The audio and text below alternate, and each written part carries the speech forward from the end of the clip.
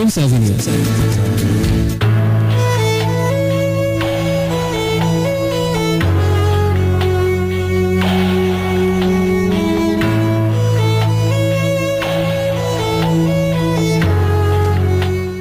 Hello friends, শুনছেন radio Amar 88.4 FM। নিশ্চয়ই খুব ভালো আছেন এবং সময়টা ভালো কাটছে। আর এই মুহূর্তে শুনছেন ইরাজকে, আপনার একেবারেই একান্ত একটা বন্ধু। শনিবার রাতে এই সময়টাতে যে আপনার পাশে থাকে 3 ঘন্টার জন্য, সপ্তাহের অন্য সময়টাতে না থাকলেও অন্তত মননে থাকে, সেটা হচ্ছে আমার কথা। আর নিশ্চয়ই ভাবছেন, আজকে অনেকে টেনশনে ছিলেন যে আমি আসবো কিনা, তো নিশ্চয়ই সবাইকে অবাক করে দিয়ে, শত্রু মুখে ছাই দিয়ে একেবারেই নিয়মিত হয়ে গেছি আমি, এবং কোনো ফাঁকি ঝুঁকি দিচ্ছে না। পরপর 3 সপ্তাহ ধরে আমাকে শুনতে পাচ্ছেন। এটাই মনে হয় আজকে রাতের একমাত্র পাওয়া। আর বাকি কিছু পাবেন কিনা আমার কাছ থেকে জানি না। সে যাই হোক, সবচেয়ে বড় কথা হচ্ছে আমার তরফ থেকে যে I am really happy to come back again, এবং সবার মাঝে আবারও ফিরে আসতে পেরে নিজেকে অন্তত ভাগ্যবান এবং আনন্দিত অনুভব করছি। আর ড্রিমস অ্যাভিনিউ শনিবার রাতের বিশেষ আয়োজন রেডিও আমার 88.4 FM এর হটসিট থেকে, সেটাই মুহূর্তে জানাচ্ছি যে শুরু হয়ে গেল ড্রিমস অ্যাভিনিউ। সাথে থাকবেন এবং রাত 2টো পর্যন্ত মাতিয়ে রাখবো, কথা গানে মুখর করে রাখবো। এটা হচ্ছে আমার প্রতিজ্ঞা, প্রত্যাশা, প্রতিশ্রুতি, প্রত্যয়, সবকিছু। মাইলসের সবগুলো অ্যালবামের নাম বলে দিচ্ছি। তার এবং প্রতিধ্বনি আরেকটা আছে মাইলসের অ্যালবাম। সো আপনার কথাও প্রতিধ্বনিত হবে আজকে আমার এসএমএস এর মাধ্যমে। আপনি যে কথাটা জানাবেন সেটা আমার কণ্ঠে প্রতিধ্বনিত হবে। আচ্ছা, মাইলসের আর কি অ্যালবাম ছিল? প্রতিশ্রুতি, প্রত্যাশা, প্রত্যয়, প্রয়াস ছিল। সো আমার প্রয়াসও থাকবে আপনাকে বিনোদিত করার, এবং প্রতিচ্ছবি বের হচ্ছে করে হচ্ছে না, সেই অ্যালবামের কথা নয় বললাম। সো এবার আসল কথা হচ্ছে এই যে আজকে আমরা চমৎকার একটা রাত কাটাতে চাই। এবং আরেকটা কথা সেটা হচ্ছে যে আজকে একটা স্পেশাল এপিসোড করার প্ল্যান আমার। আজকের ওয়েদার দেখে এবং ঠান্ডাটা পড়ছে একটু, আজকে মনে হচ্ছে একটু হালকা হালকা শীত আসি করছে। শীতের এই আগমনী সময়টাতে আমার কাছে মনে হয়েছে যে একটু ভিন্ন কিছু করা দরকার। সেজন্য শীত মানেই হচ্ছে যে একটু আসলে উষ্ণতার দরকার। আর উষ্ণতা, যখনই আমরা এই শব্দটা বলি, এক ধরনের বিশেষ উষ্ণতার কথাই আমাদের মনে হয়, সেটা হচ্ছে হৃদয়ের উষ্ণতা। এবং সেই উষ্ণতা হচ্ছে যে আমরা কারো কাছ থেকে পেতে চাই, আবার অন্য কাউকে বা কারো মাঝে ছড়িয়ে দিতে চাই। অর্থাৎ একটা ভালো লাগা অনুভব এবং খুব আবেশের একটা বিষয় জড়িত থাকে। সেজন্যই আমার কাছে মনে হয়েছে যে আজকে যেহেতু চমৎকার অদ্ভুত রূপবতী একটা চাঁদ আকাশে এবং শীতটাও আসি করছে, এই দুটো ব্যাপার যোগ করলে যেটা দাঁড়ায় সেটা হচ্ছে যে খুব অদ্ভুত চমৎকার রোমান্টিক একটা নাইট আজকে, খুব সুইট একটা নাইট আজকে। এবং আমার কাছে মনে হচ্ছে এরকম একটা হিম শীতল বা একটু শীত আসছে, একটু বাতাসের উষ্ণ আবেশ, এবং একই সাথে মনে হচ্ছে যে হৃদয়েও কারো উষ্ণ আবেশের প্রত্যাশা করছেন মনে মনে। এবং এত অদ্ভুত রূপবতী একটা চাঁদ যদি আকাশে থাকে, সবকিছু মিলে আমার কাছে মনে হয় যে আজকে একটা স্পেশাল এপিসোড করা যেতেই পারে। এবং কথাবার্তা শুনেই বুঝতে পারছেন যে স্পেশাল এপিসোডটা আর কিছু নিয়ে নয়। একটু আজকে আমি যে সকল গান প্লে করব, সে সকল গান হচ্ছে দারুণ দারুণ সব প্যাশনেট এবং রোম্যান্টিক গান। এবং আজকে আমি আমার সব পছন্দের গান প্লে করবো। আজকে প্লেলিস্টে 99.99% গানই হচ্ছে আমি আমার চয়েস থেকে প্লে করব। এবং সেটা হচ্ছে যে আমার খুব প্রিয় কিছু রোম্যান্টিক গান, সেটা ব্যান্ডের হতে পারে, ইংলিশ হতে পারে, ফোক হতে পারে, ক্লাসিক্যাল হতে পারে, যেটাই হোক না কেন সেটা আমি প্লে করার চেষ্টা করবো। Obviously you are gonna like it, I hope so. সাথেই থাকুন এবং জানান যে কোন অদ্ভুত চমৎকার রোম্যান্টিক গানটা আজকে শুনতে চান, এবং সেই সাথে যদি এরকম কোনো কথাও বলতে চান যে কোনো কাউকে নিয়ে, যে কোনো কিছু নিয়ে, বুঝতেই পারছেন আজকে একটা আবেশ জাগানো এবং আবেগঘন একটা উপহার দিতে চাচ্ছি। সো এসএমএস করার নিয়মটা হচ্ছে প্রথমে লিখবেন RM স্পেস দিয়ে আপনার নাম, ঠিকানা এবং তারপরে কথাটা লিখে পাঠিয়ে দিন 2323, আমাদের একটাই নাম্বার 2323। সেখানে প্রথম যে গানটা প্লে করবে এটা হচ্ছে ওয়ারফেজের একটা অন্যতম জনপ্রিয় গান, এবং এটা ছিল তাদের জীবনধারা, যেটা তাদের 3য় ব্যান্ড অ্যালবাম, সেই অ্যালবামের একটা গান। এবং এটা আমার ওয়ারফেজের যতগুলো রোম্যান্টিক গান আছে তার মধ্যে one of my most favourite. So let's enjoy the song Dhupchhaya by Warfaze.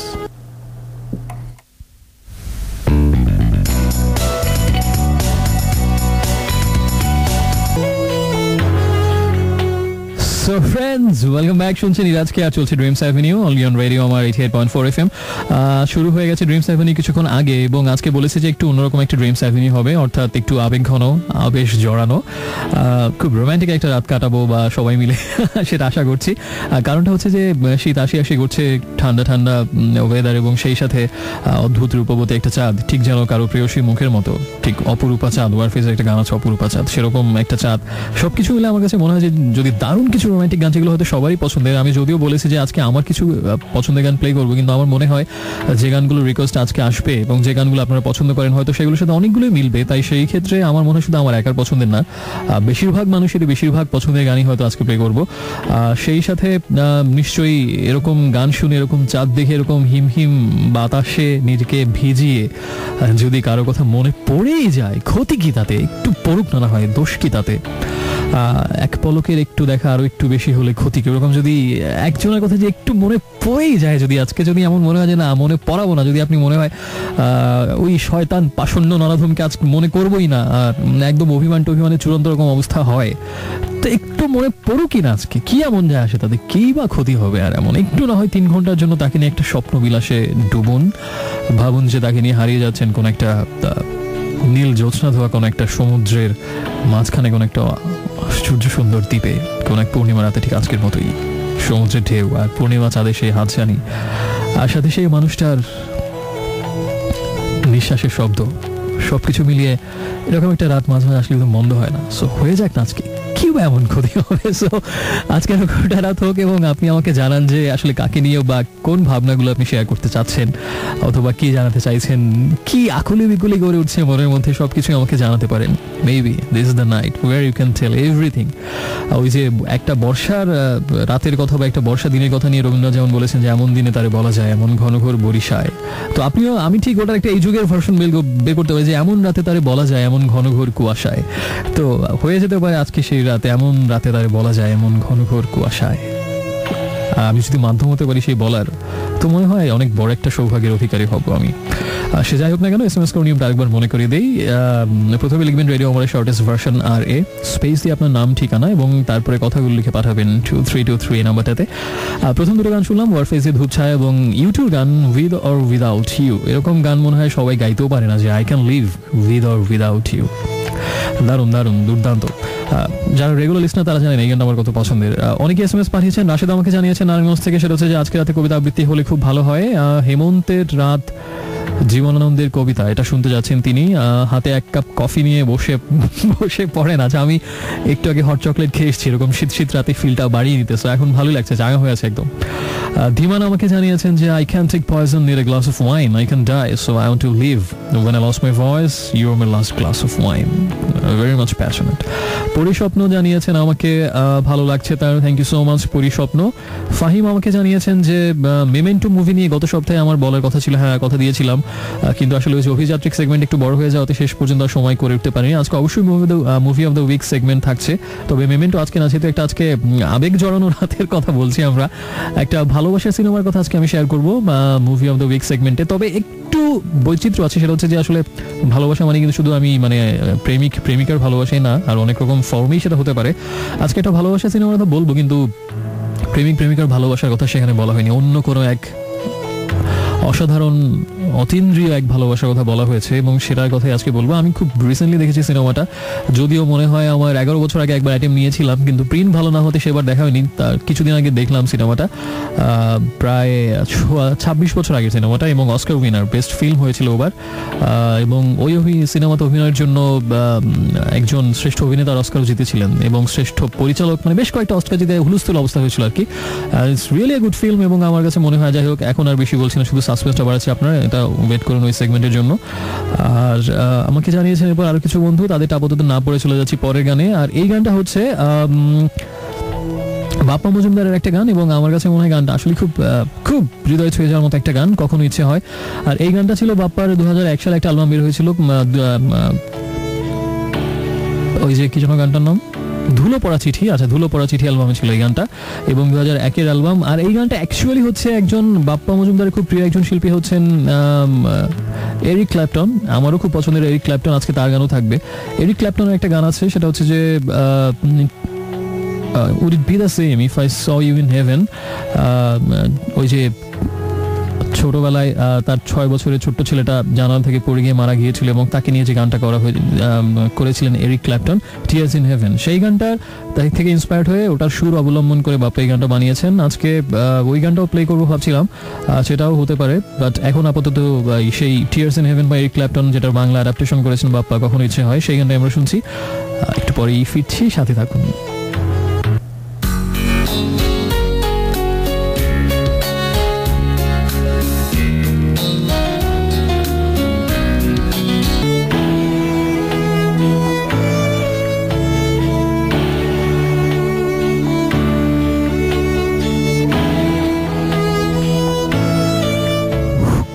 Friends, welcome back. শুনছেন radio Amar 88.4 FM।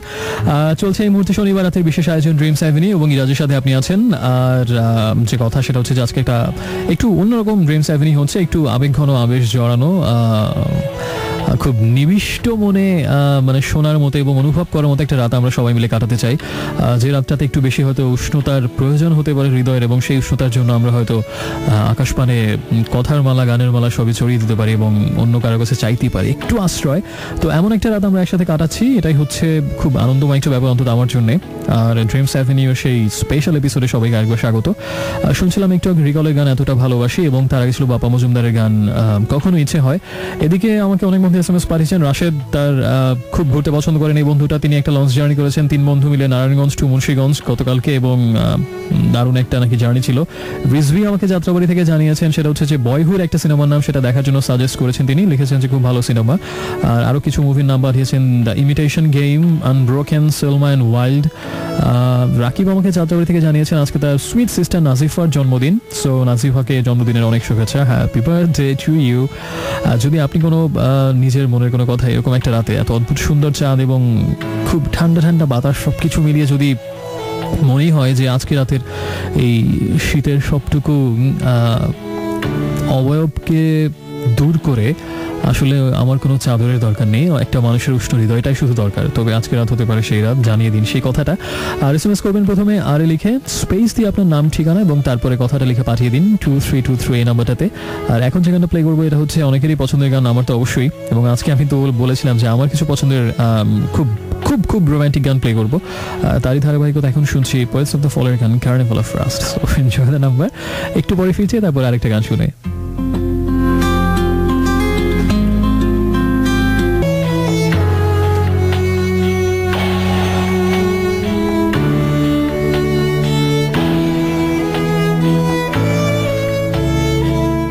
So friends, welcome back once again. শুনছেন এই মুহূর্তে আপনার বন্ধু ইরাজকে, আর চলছে Dreams Avenue only on radio Amar 88.4 FM। সময় হচ্ছে 11:40 আশা করছি আজকে শোটা ভালো লাগছে, কারণ চমৎকার সব রোমান্টিক গান প্লে করছি এবং রূপবতী চাঁদকে সাথে নিয়ে, আর সেই সাথে হিম হিম বাতাসের স্পর্শ নিজের অঙ্গে মাখিয়ে, সেই সাথে আমাকে পাশে পেয়ে নিশ্চয়ই এটা অবশ্য দুরাশা শেষেরটা।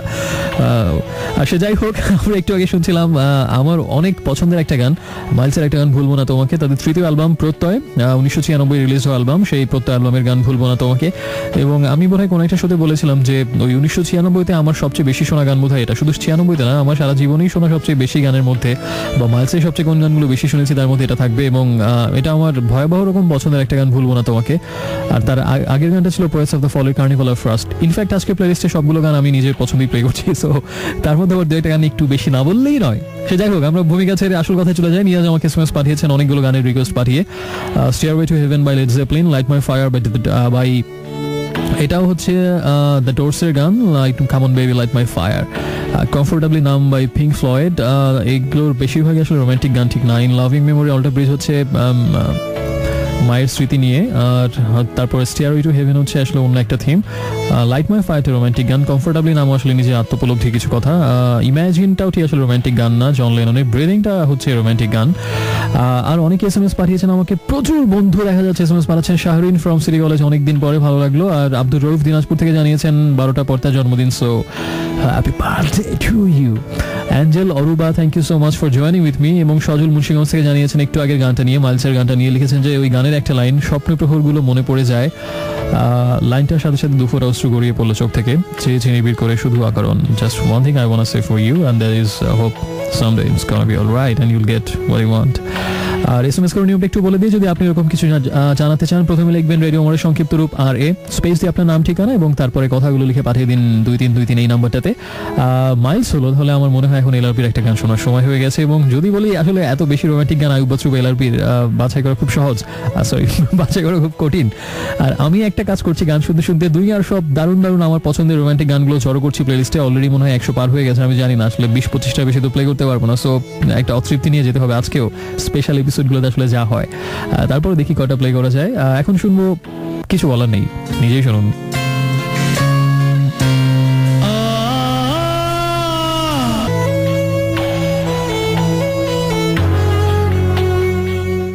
সো ফ্রেন্ডস, শুনছেন রেডিও আমার 88.4 FM, আর শুনছেন আপনার নির্ঘুম বন্ধু ইরাজকে। আর চলছে শনিবার রাতে বিশেষ আয়োজন ড্রিমস অ্যাভিনিউ, যেখানে আজকে আরো বিশেষ কিছু হচ্ছে। সেটা হচ্ছে যে যেহেতু ওয়েদার ইফেক্ট যেটাকে আমরা বলি, হিম হিম একটু একটু ঠান্ডা এবং রূপসী চাঁদ আকাশে, ক্রন্দসী নয় রূপসী, সেজন্য আজকে আমরা একটু বেশি রোমান্টিক কথাবার্তা শুনছি বলছি এবং সেরকম চমৎকার কিছু আমার পছন্দের কিছু গান আমি সবার জন্য প্লে করছি। আমার পছন্দের কয়েকটা খুব দারুণ দারুণ বাংলা ইংলিশ রোমান্টিক গান বিভিন্ন জনরার, সেগুলো প্লে করছি যাতে ভালো লাগে এবং চমৎকার একটা রাত কাটে। তাই আপনিও হৃদয়ের জানালা মন দরজা সব খুলে একেবারে যা কিছু বলতে চান একটু মনে করেই দেখুন না তাকে, একটু বলেই দেখুন না তাকে, কি এমন হবে আর ক্ষতি, হ্যাঁ ক্ষতি কি তাতে। সো জানিয়ে দিন আমাকে এবং SMS করার নিয়মটা শুরুতে একটু আরেকবার মনে করে দিই। প্রথমে আর লিখবেন স্পেস দিয়ে আপনার নাম ঠিকানা এবং তারপরে কথাটা লিখে পাঠিয়ে দিন 2323 এই নাম্বারটাতে। ফুটবল ম্যাচ হচ্ছে বেশ কিছু আজকে, একটু খবরাখবর জানিয়ে দিয়েছি তো আমি নিজে একজন ফুটবল ফ্রিক এবং আজকে আমার ফেভারিট টিম বায়ার্ন মিউনিখে খেলা হচ্ছে এই মুহূর্তে, গোলশূন্য অবস্থায় আছে বায়ার লেভারকুসেনের সাথে। আমি অবশ্য আজকে বায়ার্ন মিউনিখের জার্সি পরে শো করছি। আর এদিকে ইংলিশ লিগে যেটা অবস্থা সেটা হচ্ছে যে চেলসি আজকে হেরে গেছে নিউক্যাসলের কাছে 2-1 গোলে এবং ম্যানচেস্টার সিটির একটা ম্যাচ হচ্ছে এই মুহূর্তে 1-0 গোলে তারা এগিয়ে আছে। আমার যেটা মনে হচ্ছে এই দুই দলের মধ্যেই শিরোপা থাকবে শেষ পর্যন্ত, চেলসি অ্যান্ড ম্যানচেস্টার সিটি এই দুই দলের মধ্যে ফাইট হবে। লা লিগার খবর হচ্ছে যে রিয়াল মাদ্রিদ কিন্তু অপ্রতিরোধ্য ভঙ্গিতে এগিয়ে যাচ্ছে, বার্সেলোনা একটু পিছিয়ে আছে এবং 3 নম্বরে আছে অ্যাটলেটিকো মাদ্রিদ। দেখা যাক শেষ পর্যন্ত লা লিগায় কি ঘটে। আর আরেকটা লিগ যেটা সেটা হচ্ছে যে সিরিয়া, ইটালিয়ান সিরিয়া, সেখানেতে যেটা হচ্ছে সেটা হচ্ছে যে ইউভেন্টাস রোমা ন্যাপোলি এই 3 দলই গত কয়েক সিজন ধরে ভালো করছে। 2 মিলান পুরনো পরাশক্তি এসি মিলান আর ইন্টার মিলান তারা কিন্তু খুব একটা সুবিধাজনক অবস্থায় নেই। এসি মিলান 6 নম্বরে আছে, ইন্টার মিলান 11 নম্বরে। আর ইউভেন্টাস রোমা এই দুই দলের মধ্যেই শিরোপা এবার ভাগাভাগি হবে, ভাগাভাগি না মানে শিরোপা দুই দলের যেকোনো এক দলের মাঝেই থাকবে বলে আমার ধারণা। ফ্রেঞ্চ লিগ 1-এ পিএসজি এবং এই মুহূর্তে অবশ্য পয়েন্ট টেবিলে অলিম্পিক মার্সে 1 নম্বরে আছে, পিএসজি 2 নম্বরে এবং অলিম্পিক লিও 3 নম্বরে আছে। সো আমার ধারণা পিএসজি এবং মার্সের মধ্যে এবার একটা দুর্দান্ত ফাইট হবে। আর মোটামুটি এই হচ্ছে লিগগুলোর জমজমাট যে কয়েকটা লিগ আছে তার অবস্থা। এবং চ্যাম্পিয়ন্স লিগের 1 রাউন্ড বাকি আছে, এই মঙ্গল বুধবারে সেটা হয়ে গেলে আমরা জানতে পারবো রাউন্ড অফ 16-এ কোন 16টা দল উঠছে। So I am very much positive about Bayern Munich. আর আজকে চমৎকার কিছু রোমান্টিক গান শুনছি, সেভেজ গার্ডেনের গান শুনছিলাম ট্রুলি ম্যাডলি ডিপলি এবং তার আগে ছিল এলআরবির গান ফেরারি মন। এদিকে আমাকে অনেক বন্ধুই লিখেছেন অনেক কিছু। ড্রিম গার্ল জানিয়েছেন যে এমন রোমান্টিক কুয়াশা ঘেরা রাতে রূপবতী চাঁদের সাথে কবিতা না হলে চলেই না, তুমি বলে চলে। আচ্ছা, আজকে অনেকে আবৃত্তি শুনতে যাচ্ছেন, বলছেন যে তাহলে এই রোমান্টিক সময়টা আরো দারুণ কাটে, কিন্তু আজকে কোনো বইটই আমি নিয়ে আসিনি। আর আসলে আমি প্ল্যান ছিল না যেরকম একটা শো করবো, আমি যেটা অনেকবার বলি আমি একদম শোয়ের 5 মিনিট আগে ডিসিশন নিই আসলে আজকে কি করবো, তার আগে কোনো ডিসিশন নেওয়া হয় না। সো আজকেও যখন আমি ঠিক এই ঠান্ডাটা উপভোগ করতে করতে অফিসের দিকে হেঁটে আসছিলাম গুলশানের সেই পথটা ধরে, তখনই মাথায় আসলো এরকম একটা শো করলে কেমন হয়। তো এভাবেই আসলে প্ল্যানটা করা। আমি তবে একটা জিনিস একটু আগে ভাবছিলাম, খুব তাড়াতাড়ি আমি এরকম আরেকটা শো করবো, এটা আমি কথা দিচ্ছি। এবং সেই শোতে অবশ্যই বইটই কবিতা নিয়ে আসবো এবং কবিতাও থাকবে এবং আরো ডিফারেন্ট কিছু করা যায় কিনা, একদম ওই দিন রোমান্সের একদম আবেগে ভরপুর করে দেবো, এটা হচ্ছে আমার একটা প্রত্যাশা। নাকের পানি চোখের পানি এক হয়ে যেতে পারে। সো সেরকম আরেকটা রোমান্টিক শো খুব তাড়াতাড়ি করবো আশা করছি, এই শীত থাকতে থাকতে অবশ্যই, গরম আসার আগে। হ্যাঁ, দ্যাটস এ প্রমিস। সো আজকে কবিতাটা হচ্ছে না, আমি আশা করবো সেদিন কবিতা গল্প গান যা কিছু দরকার সব সেদিন থাকবে।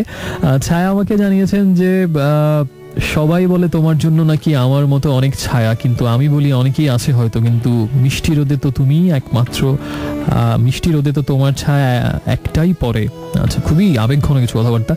শার্লি জানিয়েছেন একটি তপ্ত হাত অথবা তপ্ত কপালের উপাখ্যান, অবচেতনের শেখর জুড়ে ব্যথার বিক্ষিপ্ত আহ্বান, অশ্রু উৎস ঘিরে আধো স্বপ্নের প্রতীক্ষার অবসান। সুন্দর SMS। মর্নিং বার্ড আমাকে জানিয়েছেন এরিক ক্ল্যাপটনের গান শুনতে যাচ্ছেন ওয়ান্ডারফুল টুনাইট, আজকে প্লেলিস্টে খুব উজ্জ্বল সম্ভাবনা এই গানটা থাকার।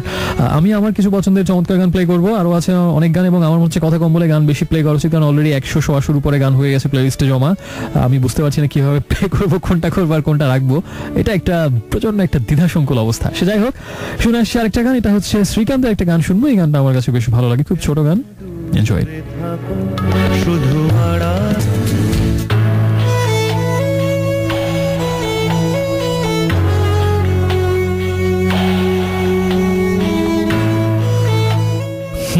সো ফ্রেন্ডস, শুনছেন রেডিও আমার 88.4 FM, আর শুনছেন এই মুহূর্তে আপনার নির্ঘুম বন্ধু সোলমেট এন্ড আলটিমেট রেডিও মেইটির আজকে। আর শনিবার রাতের এই বিশেষ আয়োজনে আজকে আরেকটু বিশেষ কিছু হচ্ছে, যেহেতু আজকে চমৎকার একটা সুন্দর রাত, অদ্ভুত সুন্দর চাঁদ আকাশে এবং শীত আসি করছে ঠান্ডা ঠান্ডা, এর মধ্যে একটু হৃদয়ের উষ্ণতা পাওয়ার আশায় এবং ছড়িয়ে দেওয়ার আশায় আমরা আজকে কিছু আবেগঘন চমৎকার কথাবার্তা পছন্দ করে একেবারে ভালো লাগানো প্লে বিভিন্ন জনরার, আশা করি যে সবকিছু মিলিয়ে রাতটা ভালোই কাটছে। তাই আপনিও একেবারে হৃদয়ের সবটুকু অর্গল খুলে দিয়ে জানাতে পারেন যে আসলে কোন কথাটা বলতে চান, কাকে নিয়ে বা কোন স্মৃতি অথবা বা কোন স্বপ্ন, সবকিছু হতে পারে। একটু আগে শুনছিলাম জেমসের গান, যে গানটা আমার ভয়াবহ রকমের পছন্দের, তুমি যদি নদী হও, এবং তার আগে ছিল শ্রীকান্ত আচার্যের গান কেন দূরে থাকো। আর এত গান প্লেলিস্টে, ওই যে বললাম 100 উপরে গান জমে গেছে, সো আজকে কথা কম গান বেশি হবে। সো এসএমএস করার নিয়মটা একটু মনে করে দিই আরেকবার। প্রথমে আরে লিখবেন, স্পেস দিয়ে নাম ঠিকানা এবং তারপরে কথাটা লিখে পাঠিয়ে দিন 2323 এই নাম্বারটাতে। আর এখন যে গানটা শুনবো সেই গানটা শুনলে আসলে এটা আজকের প্লেলিস্টের বেশিরভাগ গান সম্পর্কে সত্য, আবেগে চোখ টোক তো বন্ধ হয়ে যায়, একটা উদাস ভাব যে চলে আসে তখন আসলে কিছুই করার থাকে না, এবং উদাস ভাব কাটানোর জন্য পঙ্কজ উদাসের গান শোনা লাগে। So let's enjoy another tremendous number, nothing else matters by Metallica.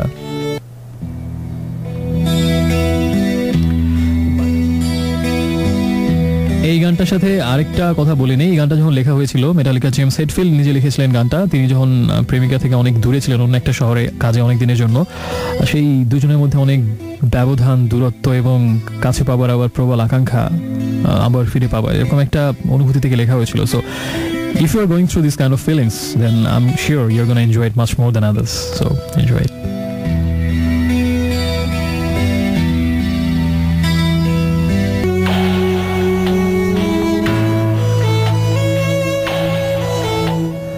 Yes, friends, শুনছেন এই মুহূর্তে আরেকবার রেডিও আমার 88.4 FM, 88.4 FM এর হটসিট থেকে ইরাজের কণ্ঠস্বর আরেকবার শুনছেন। চলছে শনিবার রাতের বিশেষ আয়োজন ড্রিমস অ্যাভিনিউ, এবং সময় হচ্ছে 12:31। শুনছিলাম একটু আগে চমৎকার দুটো গান পরপর, এবং যার দুটোই ভয়াবহ রকম পছন্দের। আমার অবশ্য এই কথা আমার মনে হয় আজকে আর না বলা উচিত, কারণ প্রত্যেকটা গানই আমি নিজে পছন্দ প্লে করছি, যেগুলো অনেক পছন্দ করি। একটু আগে ছিল ওয়ারফেজের গান, একটা 98 সালে একটা মিক্স অ্যালবাম বেরিয়েছিল ধুন, এবং সেই অ্যালবামে এই গানটা ছিল মনে পড়ে সেই রাতের কথা। এবং রিসেন্টলি 2-3 দিন আগে আমি অ্যালবামটা কিনেছি, অন্য গানের জন্য যত না, এই গানটার জন্য সবচেয়ে বেশি, যে মাঝে মাঝে রাতের বেলা কোথাও লং ড্রাইভ প্রাইভে গেলে এই গানটা শুনতে চাই, because I really love this song.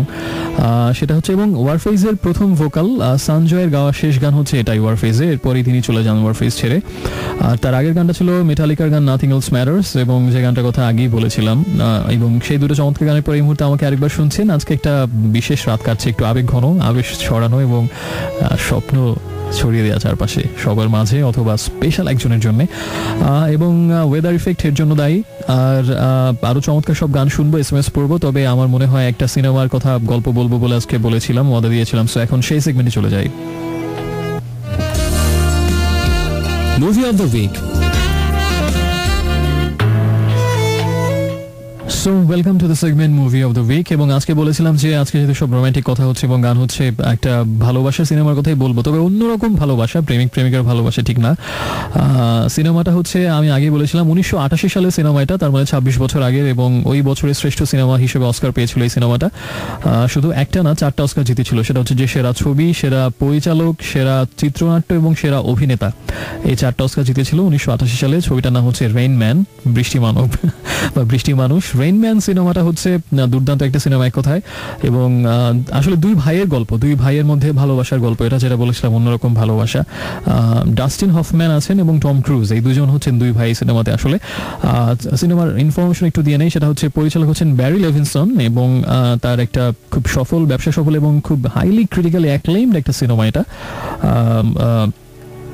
First of all Dustin Hoffman, আমি তার প্রচন্ড ভক্ত এবং দুর্দান্ত একজন অভিনেতা, এবং ডাস্টিন হফম্যানের অভিনয় এই সিনেমাতে দেখে যেমন অবাক হবেন, তেমনি আরেকটা সিনেমাতে, আচ্ছা সেগুলোর কথা এখন না বলি, এটার কথাই বলি। কাহিনীটা আমি একটু সংক্ষেপে বলি, সেটা হচ্ছে যে ডাস্টিন হফম্যান এবং টম ক্রুজ দুই ভাই, তো আমি আগে বললাম। আসলে সিনেমা শুরুতে আমরা দেখতে পাই টম ক্রুজকে, তিনি একজন গাড়ি ব্যবসায়ী এবং তরুণ একজন গাড়ি ব্যবসায়ী, যিনি আসতে ভবিষ্যতে অনেক আরো বড়, তার বিজনেসটাকে আরো অনেক ডেভেলপ করার স্বপ্ন দেখেন, এবং ইউরোপ থেকে স্পোর্টস কার আমেরিকাতে ইম্পোর্ট করেন, পুরোনো যে স্পোর্টস কার সেকেন্ড হ্যান্ড, সেগুলো আবার সেখানে ল্যাম্বরগিনি বিশেষ করে, সেগুলো আবার আমেরিকাতে বিক্রি করেন বেশি দামে। এভাবে তার একটা রাইজিং বিজনেস হচ্ছে, যেখানে তার গার্লফ্রেন্ডও তাকে সাহায্য করে সেই ব্যবসায়, সুজান তাকে যার নাম। সো এভাবে আমরা ছবি শুরুতে দেখি, কিন্তু দেখা যাচ্ছে যে তার ব্যবসা একটা সমস্যা হয়, এবং হঠাৎ করেই একটা ঝামেলায় পড়ে গিয়ে সেই গাড়ির চালানটা বা অর্ডারটা বাতিল হয়ে সে একটা টাকাও তো পায় না কাস্টমারদের কাছ থেকে, বরঞ্চ তার আরও ব্যাংক থেকে লোন করে যে গাড়িগুলো কিনেছিল 4টা ল্যাম্বরগিনি ইটালি থেকে, সেই টাকাটা সে দিতে পারছে না, এবং একটা বিশাল একটা প্রায় মানে $80 লাখ মধ্যে একটা বিশাল একটা ব্যাংক লোনের দায় সে জর্জরিত, একেবারেই হতাশাচ্ছন্ন অবস্থায় পড়ে যায়। এই সময় হঠাৎ করে তার ফোন আসে, এবং সে যখন গার্লফ্রেন্ডকে নিয়ে একটু ভ্যাকেশনে যাচ্ছিল, একটু ব্যবসায়িক দুশ্চিন্তা থেকে মুক্ত হতে, তখন তার ফোন আসে একটা, এবং সে জানতে পারে যে তার বাবা মারা গেছে। এবং একটা বইয়ের কথা বলেছিলাম বহুদিন আগে, আলবেয়ার কামুর দ্য আউটসাইডার, ওখানে খুব নির্লিপ্তভাবে মায়ের মৃত্যুর কথা বলা হয়। মানে বইয়ের প্রথম লাইন হচ্ছে মা মারা গেছেন গতকালকে বা পরশু দিন, মানে এটা কোনো ব্যাপারই না। এবং আমি তার থেকেও নির্লিপ্ত এক্সপ্রেশন দেখলাম টম ক্রুজে, যে ফোনে খবর আসলো যে তার বাবা মারা গেছেন, কিন্তু সে একেবারেই নির্লিপ্ত হতে জানতে চায়। আচ্ছা, আর কিছু এনিথিং এলস, মানে এটা কোনো ব্যাপারই না। এটা মৃত্যুর খবরে বাবা মার এতটাই নির্লিপ্ত, আমি সেই আলবেয়ার কামুর ওই বইয়ের থেকেও মনে হয় বেশি নির্লিপ্ততা এখানে ছিল টম ক্রুজের এক্সপ্রেশন। এ থেকে আমরা বুঝতে পারি যে নিশ্চয়ই বাবার সাথে তার কোনো একটা সমস্যা ছিল বা সম্পর্ক ভালো না, বা অনেকদিন ধরে হয়তো ডিটাচ এরকম কিছু। এবং আসলে দেখতে পাই আসলেই তাই ঘটনা। এবং ছোটবেলায় তখন আমরা ফিরে যাই টম ক্রুজের কথা ধরে, সেটা হচ্ছে যে ছোটবেলায় টম ক্রুজ খুব ভালো ছাত্র ছিল এবং সবগুলোতে মোটামুটি এ পেতো সব সাবজেক্টে। তাই একবার যখন রেজাল্ট বের হওয়ার পর দেখালো সে খুব ভালো রেজাল্ট করেছে, তাই শেষ পর্যন্ত সেদিন সে প্ল্যান করেছিল বন্ধুদের সাথে নিয়ে, তার বাবার একটা খুব খুব দামি একটা গাড়ি ছিল, বুইক একটা বুইক গাড়ি ছিল, সে বাবার কাছে আবদার করলো যে আজকে যেহেতু খুব ভালো রেজাল্ট করেছে, রেজাল্ট বের হলো, সব বন্ধুকে নিয়ে আমি এই গাড়িটাতে ঘোরাবো বলে সবাইকে আমি কথা দিয়েছি। কিন্তু তার বাবা প্রচন্ড রাশভারী করা এবং একেবারে পান থেকে চুন খুঁজতে দেন না, নিয়মের এক চুল ব্যতিক্রম হতে দেন, এরকম খুব শক্ত ধরনের একজন মানুষ ছিলেন। তিনি রাজি হননি এবং বলেন যে এখনো তোমার গাড়ি চালানোর বয়স হয়নি। কিন্তু টম ক্রুজ দুরন্ত সেই কৈশোরে এসে বাবার সেই কথা না শুনে গ্যারেজ থেকে গাড়ি চুরি করে বের করে নিয়ে ফ্রেন্ডদের নিয়ে ঘুরতে যায়, এবং আশ্চর্যের ব্যাপার পুলিশ এসে তাদেরকে ধরে। এবং ইন্টারেস্টিং হচ্ছে পুলিশ যে অভিযোগে তাদেরকে ধরে সেটা হচ্ছে যে টম ক্রুজের বাবা এই ঘটনায় টের পেয়ে এসে থানায় অভিযোগ করেছে যে তার গাড়িটা চুরি হয়েছে। মানে চিন্তা করুন, বাবা কতটা নিষ্ঠুর হলে, নির্মম হলে নিজের ছেলে গাড়ি নিয়ে গেছে এবং থানায় কমপ্লেন করছেন, নিজের ছেলে নিয়ে গেছে বলে না, আমার গাড়ি চুরি হয়ে গেছে এইভাবে কমপ্লেন করছেন যাতে পুলিশ তাকে গিয়ে ধরে। সো এ থেকে আমরা বুঝতে পারি সম্পর্কটা আসলে কেমন ছিল বা তার বাবা কেমন ছিল। সো পুলিশ গিয়ে ধরে, শেষ পর্যন্ত তার সব বন্ধুদেরকে ছাড়িয়ে নিতে তাদের বাবার আসলেন থানায় এবং ছাড়িয়ে নিয়ে গেলেন। কিন্তু টম ক্রুজের বাবা কতটা নিষ্ঠুর, থানায় যাননি এবং টম ক্রুজ 2 দিন জেলে ছিল এই ঘটনার কারণে, এবং তার বাবা তাকে ছাড়িয়ে নিতে যাননি।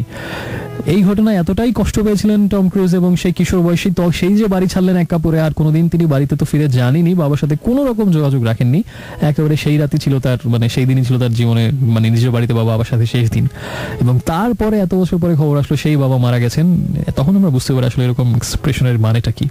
তো যেহেতু মারা গেছে, সেহেতু শেষকৃত্য বা উইল বিষয় সম্পত্তি বুঝে একটা বিষয় তো থাকেই, তাই টম ক্রুজ ভ্যাকেশন বাতিল করে গার্লফ্রেন্ডকে নিয়ে তার সেই নিজের বাবার বাড়িতে রওনা হয় এবং গিয়ে শেষকৃত্য অনুষ্ঠান শেষ করার পরে যখন উইল বা বিষয় সম্পত্তি ভাগাভাগির বিষয়টা চলে আসে, তখন দেখা যায় শুধু সেই বুইক গাড়িটা, যে গাড়িটা নিয়ে এত কাহিনী, সেই গাড়িটা টম ক্রুজকে দিয়ে গেছেন তার বাবা। কিন্তু বাকিটার যে, তার বাবা অনেক বড় লোক ছিলেন, বিশাল সম্পত্তি, $3 বিলিয়ন সম্পত্তি। চিন্তা করুন, $3 বিলিয়ন একটা বিশাল স্থাবর অস্থাবর সম্পত্তি কোনো একটা মানসিক হাসপাতালকে দিয়ে গেছেন তার বাবা।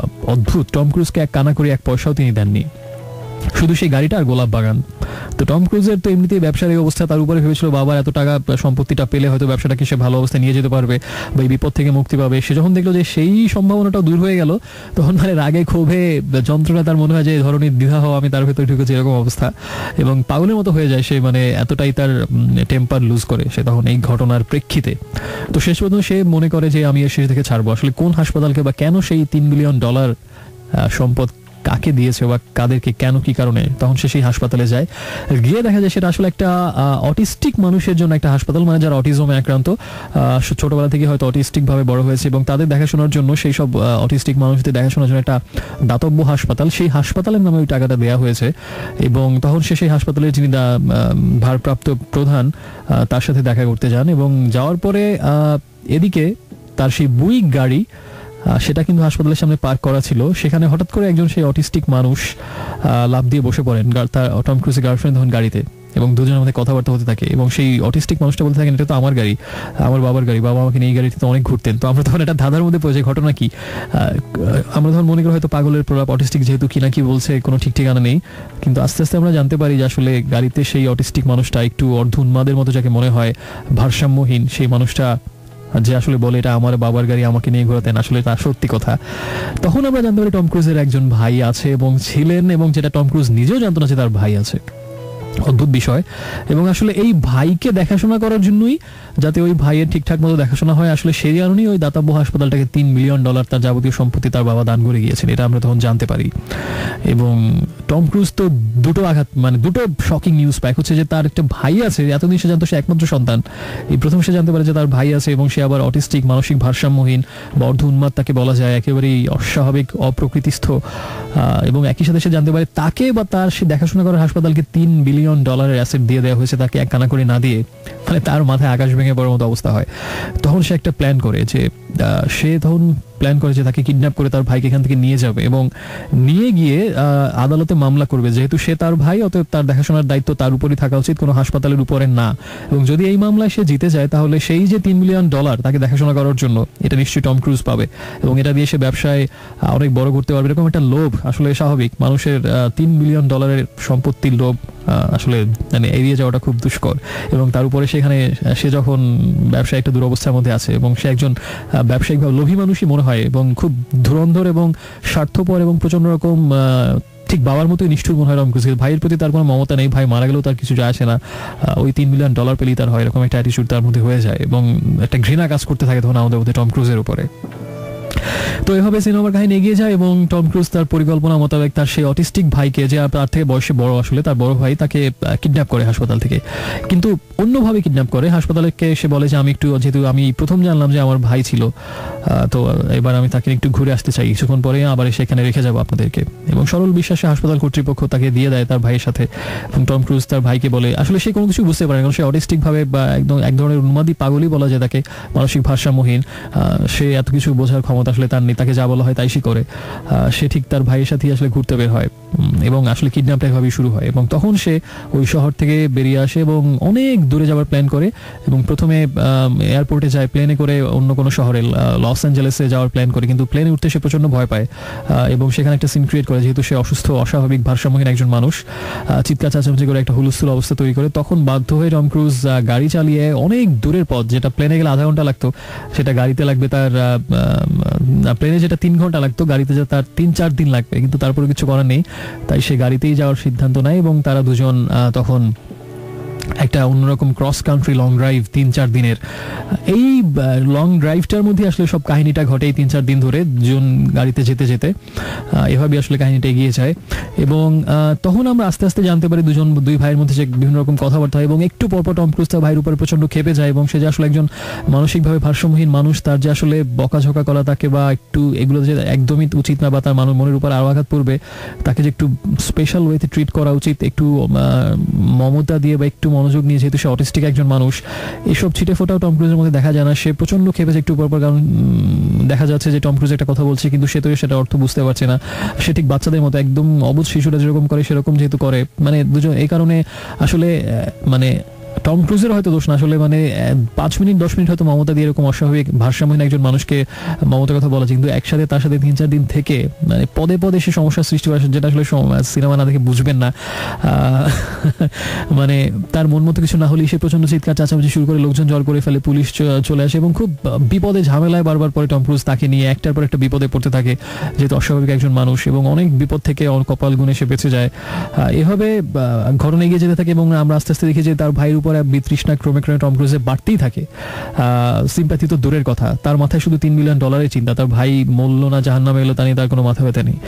এভাবে সিনেমার কাহিনী এগিয়েছে এবং তার এক শহর থেকে আরেক শহরে, সেই শহর থেকে আরেক শহরে, এবং এই রাস্তা থেকে ওই রাস্তায় ভাবে 3-4 দিন ধরে চলতে থাকে। আবার রাত হয়ে গেলে তার একটা মোটেলে আশ্রয় নেয় এবং সেখানে এক ঘরে থাকতে গিয়ে তাদের মধ্যে আরো অনেক প্রবলেম শুরু হয়। সে তার রাতের বেলা, সে অটিস্টিক মানুষ ডাস্টিন হফম্যান, তিনি আবার প্রচন্ড টিভির পাগল এবং কোন প্রোগ্রাম ঠিক কটা বাজে তা মুখস্থ, এবং তার একটাই মনোযোগ, একটাই মন এবং তার প্যাশন, হবি সবই একটা টিভিতে তার কিছু ফেভারিট প্রোগ্রাম দেখা, এবং সেটা যদি তাকে দেখতে না দেওয়া হয় সে চিৎকার চেঁচামেচি করে জিনিসপত্র ভেঙেছে, অস্থির একটা সিচুয়েশন তৈরি করে ফেলে। তাই এমনও হয়েছে যে গাড়ি থামিয়ে আশপাশে বাসা খুঁজে কোথায় টিভি আছে এবং সেখানে গিয়ে টিভি ড্রয়িং রুমে বসে প্রোগ্রাম দেখানো হচ্ছে, আদারওয়াইজ ডাস্টিন হফম্যান পাগলামি শুরু করে দেয়, এরকম হচ্ছে। তো এভাবে করতে করতে ঘটনা এগিয়ে চলে। একটা সময় টম ক্রুজ জানতে পারে রেইনম্যান নামটা আসলে কিভাবে আসলো। টম ক্রুজের স্মৃতিতে একটা আবছা আবছা ভাবে একটা জিনিস মনে পড়তো, যে ছোটবেলায় সে নিজের মনে একটা অদ্ভুত একটা কল্পনা, একটা মানুষের ক্যারেক্টার তৈরি করে নিয়েছিল। সেই মানুষটা ঘুমের মধ্যে তাকে সে গল্প শোনাতো, গান শোনাতো এবং ছড়া বলতো, কবিতা বলতো। টম ক্রুজের এতদিন ধারণা ছিল যে সেটা আসলে তার কল্পনার একটা তৈরি একটা মানুষ ছিল, যেটা বাস্তবে অস্তিত্ব নেই। কিন্তু ডাস্টিন হফম্যানের কথা জানতে পারে আসলে তার ভুল হয়েছে, এতদিন আসলে কল্পনার কোনো মানুষ না। সে যখন খুব ছোট, 1-2-2.5 বছর বয়স, তখন আসলে এই অটিস্টিক ভাইটাকে তখনও হাসপাতালে দেওয়া হয়নি। সেই আসলে তার ছোট ভাইটাকে, যতই অটিস্টিক হোক, ছোট ভাইয়ের প্রতি তার ঠিকই স্নেহ মায়া মমতা সেই সময়টাতে ছিল। তাই ছোট্ট টম ক্রুজ যখন 1-1.5-2 বছর বয়স, তখন তার দোলনার পাশে বসে আসলে এই ডাস্টিন হফম্যানই তাকে গান শোনাতো এবং অনেক গল্প করতো, ছড়া বলতো, এবং সেই মানুষটাই টম ক্রুজ ধরে নিয়েছিল আসলে সে বাস্তবের কোনো কেউ না, কল্পনার কোনো একটা মানুষ। এবং তখন ছোটবেলায় তাকে রেইনম্যান বলে ডাকতো এবং তখন আসলে জানা গেল রেইনম্যানটা কিভাবে আসলো, কারণ রেমন্ড ছিল তার নাম। রেমন্ডকে ছোট্ট টম ক্রুজ যখন আসলে রেমন্ড বলে ডাকতে পারতো না, সে ওটাকে সংক্ষেপে বা ভুল করে রেইনম্যান ডাকতো এবং এভাবেই রেইনম্যান নামটা তার মাথায় ঢুকে যায় এবং সে ভাবতো যে আমি আসলে কল্পনায় এতদিন রেইনম্যান নামের একজন মানুষকে ভাবতাম, কিন্তু এতদিন পরে সে জানতে পারে যে না, আসলে সেই রেইনম্যান আসলে তার এই ভাই রেমন্ডই ছিল। এবং তখন আসলে টম ক্রুজের মধ্যে একটা পরিবর্তন আসা শুরু হয় এবং তখন তার মধ্যে আসলে মানবিক বোধগুলো জাগ্রত হওয়া শুরু করে, যে ছোট্টবেলা সেই মানুষটা পরবর্তী জীবনে মন খারাপ হলেই যে তার কথা মনে করতো, যে ছোট্টবেলা আমার একটা অদ্ভুত বন্ধু ছিল যে আসলে কল্পনার তৈরি, সে আমাকে গল্প শোনাতো এবং আমাকে সঙ্গ দিত সারা জীবন, যেটা ভেবে এসেছে সেই মানুষ আসলে তার এই ভাই ছিল। তখন তার ভাইয়ের প্রতি মমতা জাগা শুরু হয় এবং ভালোবাসায় একটু একটু করে তার হৃদয়ে জন্মানো শুরু হয় ভাইয়ের জন্য এবং তখন একটু একটু করে পরিবর্তন আসে টম ক্রুজের মধ্যে এবং এভাবে আরো অনেক ঘটনা চলে এগিয়ে যায়। এভাবে তখন দুজনের মধ্যে আস্তে আস্তে ইন্টিমেসিও বাড়তে থাকে এবং একজন আরেকজনের প্রতি ভ্রাতৃসুলভ সেই বন্ধনটাও সব গভীর হতে থাকে এবং এভাবে চলতে চলতে একটা সময় আরো অনেক নাটকীয় ঘটনা হয়। সেটা হচ্ছে যে এই অটিস্টিক মানুষ ডাস্টিন হফম্যান একটা অদ্ভুত গুণ ছিল, সে একবার যে সংখ্যাটা দেখে বা যা দেখে সারা জীবন সেটা মনে রাখতে পারে এবং অনেক অটিস্টিক মানুষ এরকম অদ্ভুত গুণ থাকতেই পারে, মাঝে মাঝে থাকে, এটা আসলে ব্যাখ্যার অতীত। যেমন আপনি যদি কোনো খুব বিশাল আর কঠিন একটা অঙ্ক দেন, যেমন 42,357 এর সাথে 45,489 গুণ করলে কত হবে, একেবারে 1 সেকেন্ডের মধ্যে বলে দিতে পারতো সেই ডাস্টিন হফম্যান। এরকম একটা অদ্ভুত গুণ তার ছিল এবং এই গুণটাকে কাজে লাগিয়ে টম ক্রুজের মাথায় হঠাৎ করে একটা চিন্তা আসে যে সে যদি লাস ভেগাসে ক্যাসিনোতে গিয়ে জুয়ার আসলে এরকম সংখ্যা যেহেতু মনে রাখতে পারে, কার্ড একবার দেখলে নিশ্চয়ই সারা জীবন মনে রাখতে পারবে, এভাবে নিশ্চয়ই লাখ লাখ ডলার জেতা সম্ভব। এবং এরকম একটা প্ল্যান করে তারা লাস ভেগাস ক্যাসিনোতে জুয়া খেলতে যায় এবং বলাই বাহুল্য সেখানে তারা অনেক টাকা জেতে এবং সেই টাকা দিয়ে তার ব্যবসাটা শেষ পর্যন্ত ঠিকঠাক করার একটা সে সুযোগ পায়। এভাবে করতে করতে অনেক ঘটনার পরে অবশেষে প্রচন্ড ভালোবাসা জন্মায় টম ক্রুজের হৃদয়ে। একটা সময় সে ছিল স্বার্থপর অর্থলোভী একজন মানুষ, ভাই তার কাছে কোনো বিষয় ছিল না, একটা সময় তার কাছে টাকাটা গৌণ হয়ে যায়, কারণ পরবর্তীতে আমরা দেখতে পাই যে কিডন্যাপের কথা জানাজানি হয়ে যাওয়ার পরে সেই হাসপাতাল কর্তৃপক্ষ টম ক্রুজের কাছে এসে $3 মিলিয়ন $2.5 বিলিয়ন তাকে দিয়ে দিতে চায়, তবুও সেই অসুস্থ মানুষটাকে হাসপাতাল কর্তৃপক্ষ দেখাশোনা করতে চায়, এরকম একটা কথা তারা বলে। বিনিময়ে সে যা চেয়েছিল টাকাটা $3 বিলিয়ন $2.5 বিলিয়ন সে নিয়ে নিই, কিন্তু টম ক্রুজ সেই টাকাটাও ফিরিয়ে দেয়। অথচ এক সময় সে যার জন্য পাগল ছিল, কারণ তার কাছে তখন ভাইয়ের ভালোবাসাটাই বড়, টাকাটা তাকে দিয়ে টাকা অর্জন করাটা তখন তার কাছে গৌণ হয়ে যায়। এরকম একটা পরিবর্তন মানসিক আমরা টম ক্রুজের মধ্যে দেখতে পাই, কিন্তু শেষ পর্যন্ত একটা তীব্র নাটকীয় পরিস্থিতি তৈরি হয়। ব্যাপারটা আদালত পর্যন্ত যায় যে আসলে এরকম একটা অসুস্থ মানুষ হাসপাতাল কর্তৃপক্ষের কাছে থাকবে নাকি টম ক্রুজ ভাই হিসাবে তাকে রাখার যোগ্যতা অর্জন করবে। এরকম একটা টান টান সাসপেন্সের অবস্থায় শেষ পর্যন্ত সিনেমাটা যায়। একদিকে সেই অশ্রু সজল টম ক্রুজের কাতর এবং আকুল অনুনয় যে আমি সারা জীবন কারো ভালোবাসা পাইনি, আমার মা ছিল না জন্ম থেকে, আমি মাকে দেখিনি বা বাবার ভালোবাসাতে কোনোদিন প্রশ্নই আসে না, আমরা আগেই বলেছি বাবা কেমন ছিল, এবং আমি কোনোদিন জানতাম না আমার কোনো ভাই বোন কোনো কিছু নেই, সারা জীবন আমি এখানে ওখানে একা একা বড় হয়েছি এবং আমি মায়া মমতা ভালোবাসার বন্ধন পরিবারের বন্ধন কি কোনোদিন কিছু পাইনি। এতদিন পরে আমি এসে জানতে পারলাম যে আমার একটা ভাই আছে এবং আমি সারা জীবন তাকে বুক দিয়ে আগলে রাখতে চাই, সে অসুস্থ হোক যাই হোক না কেন, আমি তার সবটুকু দায়িত্ব আমি নিতে চাই এবং আমি আর তাকে হারাতে চাই না।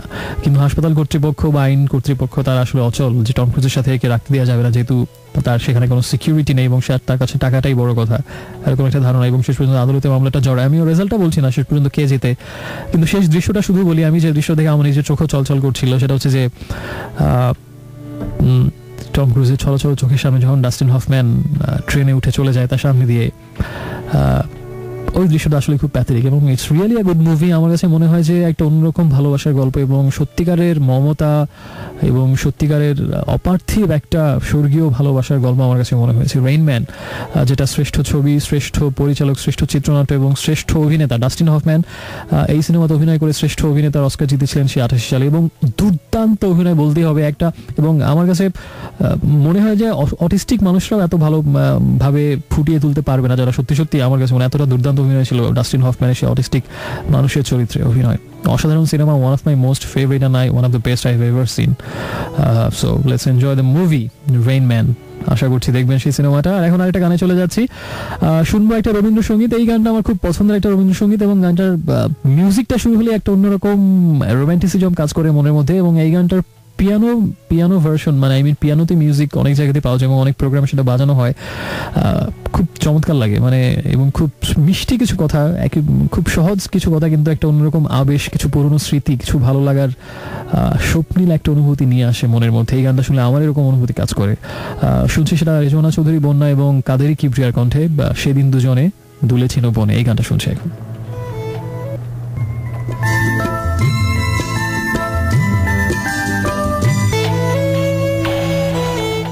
So friends, welcome back. শুনছেন রেডিও আমার 88.4 FM আর শুনছেন এই মুহূর্তে আপনার নিখুম বন্ধু আজকে আরেকবার চলছে শনিবার রাতের বিশেষ আয়োজন ড্রিমস অ্যাভিনিউ, যেখানে আজকে আমরা একটু বেশি আবেগ ঘন এবং আবেশ জড়ানো সবাই সেরকম চমৎকার কিছু রোমান্টিক গান, যেটা আমার পছন্দের সবগুলো গান প্লে করছি আমি সবার জন্য। আশা করছি ভালো লাগছে আমার নিজের পছন্দের প্লেলিস্ট, এবং সেই সাথে সবার SMS পড়ছি। একটু আগে সিনেমার কথা বললাম রেইন ম্যান, শুনছিলাম একটু আগে দারুণ একটা গান, রিচার্ড মার্কসের গান হ্যাজার্ড, এবং যে গানটা আসলে প্রচন্ড খুব কষ্টের একটা গান। যারা গানটা লিরিক্সটা খুব ভালো মতো দেখেছেন বা মিউজিক ভিডিওটা স্পেশালি যারা দেখেছেন, আমার কাছে মনে হয় যে গানটা শুনলে একটা অন্যরকম কষ্ট, যদিও নিজের না কিন্তু অন্যের কষ্টটাও নিজেকে প্রচন্ডভাবে ছুঁয়ে যায়। তখন খুব হৃদয়গ্রাহী একটা গান Hazard by Richard marks.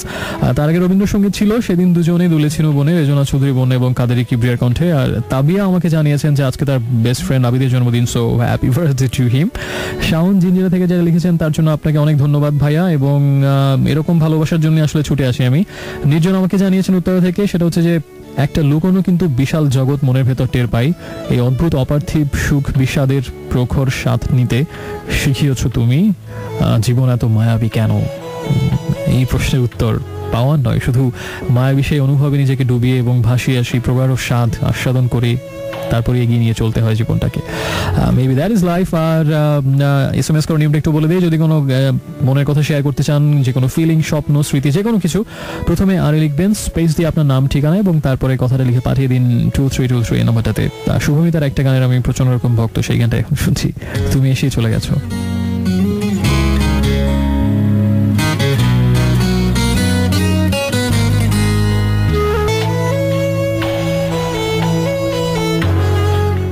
Yes, this is Dreams Avenue এবং শুনছেন এই মুহূর্তে আজকে আরেকবার। আর চলছে রেডিও আমার 88.4 FM এর সাথে আপনার কিছু সময় কাটানো, যেটা একটু রোমান্টিক বলি আমার বিশ্বাস। শুনছিলাম একটু আগে আর্টসেলের গান দুঃখ বিলাস, তাদের প্রথম দিকের গান এবং বেশ আবেগঘন একটা গান বলতেই হবে। এবং তার আগে ছিল শুভমিতার গান তুমি এসেই চলে গেছো। আর SMS করে নিয়মটা আরেকবার মনে করিয়ে দিই, যদি কিছু লিখতে চান, যদি কিছু জানাতে চান, যদি কিছু শুনতে চান, যদি কিছু জানতে চান, প্রথমে আরে লিখবেন স্পেস দিয়ে নাম, ঠিকানা, এবং তারপরে কথাগুলো লিখে পাঠিয়ে দিন 2323 এই নাম্বারটাতে। অবশ্যই আমি পড়বো যদি সেরকম কিছু আপনি আমাকে জানান। আর ঝটপট কিছু গান শুনে নিতে হবে, কারণ মনে হচ্ছে এত অসাধারণ কিছু গান প্লেলিস্টে আছে, কিন্তু সময় কেন এত দ্রুত চলে যাচ্ছে। রিক্সা কেন আসতে চলে না, সঞ্জীব চৌধুরী সেই গানের মতো, ঘড়ি কেন আসতে চলে না বলতে হবে আমাকে। শুনবো এখন আরেকটা চমৎকার গান। It's very much what should I say, it's one of my most favorite songs composed by Sting, and of course obviously it's a romantic song, and its title is Shape of My Heart, and it's taken from the movie Leon the Professional. It's an original soundtrack for that movie, so let's enjoy the number Shape of My Heart. I'm gonna be sure that I can bet that's not the shape of my heart.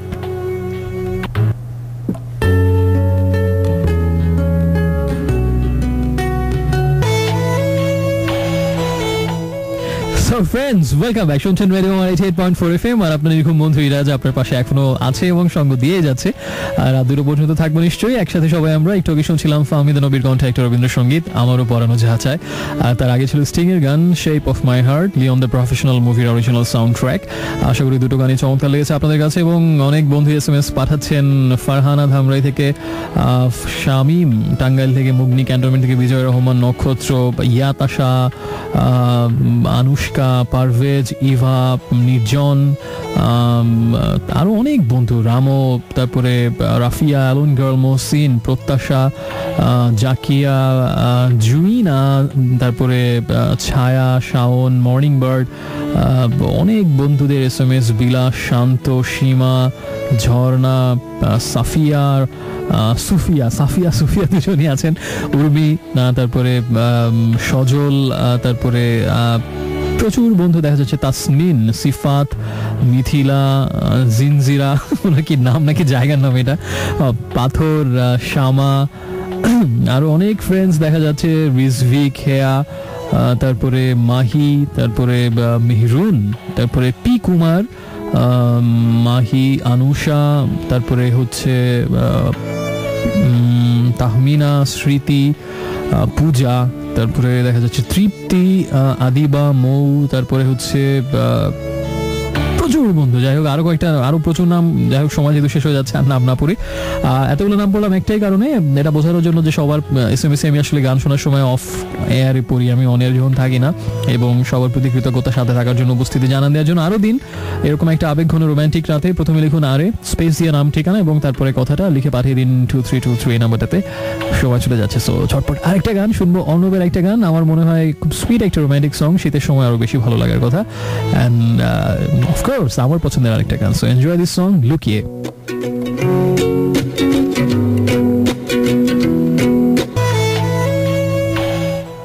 ভালোবাসা যেন এক দেহের জলে ডুবন্ত শীতল পাথর। উপমাটা কেউ একমত পোষণ করবেন, কেউ দ্বিমত, কিন্তু সে যাই হোক, ইন্টারেস্টিং উপমা। শুনছিলাম তাহসানের গান সে খবর আমি রাখি, যেটা শুরুতে একটু বিভ্রাটময় একটা ভার্সন প্লে করেছিলাম, বিভ্রান্তিকর। এটা আসলে অনেক আগের ছিল, actually it's release and long ago, so sorry for that. এবং এই গানটা আমার বেশ ভালো লাগে, তাহসানের সে খবর আমি রাখি। এবং তার আগে ছিল অর্ণবের আরেকটা চমৎকার গান লুকিয়ে, এবং একদম শেষ দিকে কিন্তু আমি তাই যাওয়ার আগে আরো অনেকগুলো গান প্লে করে যেতে চাই। এবং আপনি এখনো কিছু লিখতে চাইলে 2-3 নম্বরে লিখতে পারেন, প্রথমে আরে লিখেন, স্পেস দিয়ে নাম ঠিকানা এবং তারপরে কথাগুলো। আর এখন যে গানটা শুনবো সেই গানটা নিয়ে আমার নতুন করে কিছু বলার প্রয়োজন নেই, মিউজিক শুনলে বুঝতে পারবেন।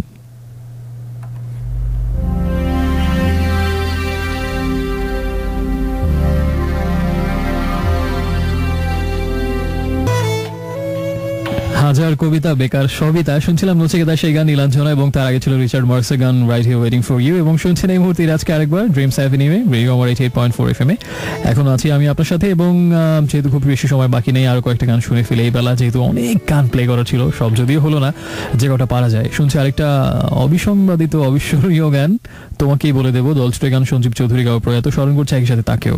দারুণ একটা গান।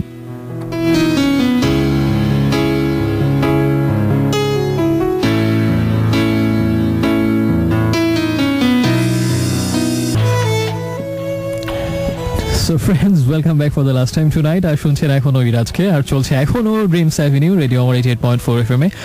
সময় একেবারে শেষ। আমি চেষ্টা করেছিলাম আজকে, যেহেতু খুব সুন্দর একটা চাঁদ আকাশে ছিল এবং এরকম একটা পরিবেশ আমার মনে হয় মনের জানালা, দরজা, অর্গল, খিল সবকিছু খুলে দেওয়া যায়, তাই চেষ্টা করেছিলাম আজকে একটু আপনার হৃদয়ের সেই কথাগুলোকে বের করে নিয়ে রাতে আকাশে ছড়িয়ে দিতে। আকাশে আজ ছড়িয়ে দিলাম আমার গানের কথা, ওই যে নজরুলের সেই গানের মতোই। আর একটু আগে নজরুলের একটা গান শুনছিলাম, চমৎকার, আমার খুবই পছন্দের একটা গান, মোর প্রিয়া হবে সুরানি, সুজিত মোস্তাফার কণ্ঠে। তার আগে ছিল সঞ্জীবদার গাওয়া দলছুটের গান তোমাকেই বলে দেবো। তো এরকম একটা হৃদয়ে উজাড় করে ভালোবাসা ছড়িয়ে দেওয়ার রাত চেয়েছিলাম, সবাই মিলে একটা ভাগাভাগি করে নেই। কতটুকু ভালো লেগেছে, এবং আমার সবগুলো গানই আমার পছন্দ ছিল আজকে প্লে লিস্টে। আমি জানি না কতটা ভালো লেগেছে সেটা, আশা করবো খুব তাড়াতাড়ি, যেহেতু আজকে আমি কথা দিয়েছি এরকম আরেকটা এপিসোড করবো, সেদিন কবিতাও থাকবে আশা করছি। হু নোজ, হতে পারে সেটা নেক্সট এপিসোডেই। Let's wait and see. যাওয়ার সময় আমার আরেকটা পছন্দের গান দিয়ে আজকে প্লে লিস্ট শেষ করছি, এবং এই গানটা সবার শেষে এই জন্য প্লে করছি, গানের প্রত্যেকটা লাইন আমি ডেডিকেট করছি আপনাদেরকে। আমার গানের প্রত্যেকটা লাইন মনে ধরে নেবেন যে আমার কথা, আপনাদের জন্য, আমারই প্রতিচ্ছবি। অর্থহীনের গান। শুভরাত্রি।